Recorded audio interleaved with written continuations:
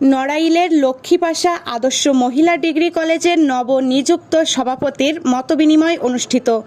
শরীফুজ্জামান, নড়াইল প্রতিনিধির ভিডিওচিত্রে বিস্তারিত।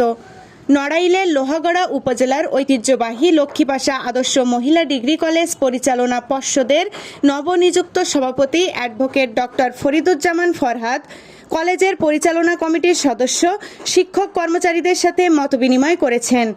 বুধবার 15 অক্টোবর দুপুরে অত্র কলেজ পরিচালনা কমিটির নবনিযুক্ত সভাপতি, সুপ্রিম কোর্টের সিনিয়র আইনজীবী ও জাতীয়তাবাদী সমমনা জোটের সমন্বয়ক advocate doctor Fariduzzaman Farhad college ক্যাম্পাসে পৌঁছালে অধ্যক্ষ কাজল বিশ্বাসের নেতৃত্বে শিক্ষক কর্মচারীরা ফুল দিয়ে বরণ করে নেন।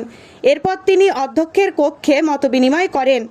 এ সময় অন্যান্যের মধ্যে উপস্থিত ছিলেন কলেজ পরিচালনা কমিটির বিদ্যুৎসাহী সদস্য, অবসরপ্রাপ্ত সরকারি অধ্যাপক শেখ নজরুল ইসলাম, সদস্য মোহাম্মদ বাদশা শেখ, সহকারী অধ্যাপক আবুল কালাম আজাদ, শামিমা খানম, দিলরুবা আক্তার, ফারুক হোসেন, BM হোসেন আলী, নড়াইল জেলা বিএনপির সাংগঠনিক সম্পাদক টিপু সুলতান, জেলা মহিলা দলের সাধারণ সম্পাদক সালেহা বেগম, লোহাগড়া পৌর বিএনপির সহ সাধারণ সম্পাদক মুসা মোল্লা, বিএনপি নেতা ইকলাস আহমেদ, NPP লোহাগড়া উপজেলা শাখার যুগ্ম সাধারণ সম্পাদক কাজী জিয়াউর রহমান লোটাস সহ প্রমুখ।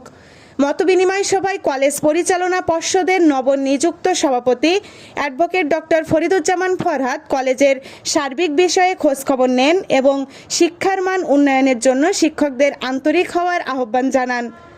উল্লেখ্য, জাতীয় বিশ্ববিদ্যালয়ের কলেজ পরিদর্শক মোহাম্মদ আব্দুল হাই সিদ্দিক সরকার 14 অক্টোবর স্বাক্ষরিত এক প্রজ্ঞাপনের মাধ্যমে নড়াইলের লক্ষ্মীপাশা আদর্শ মহিলা ডিগ্রি কলেজ পরিচালনা কমিটির সভাপতি হিসেবে অ্যাডভোকেট ডক্টর ফরিদুজ্জামান ফরহাদকে মনোনীত করা হয়েছে। AB news desk report.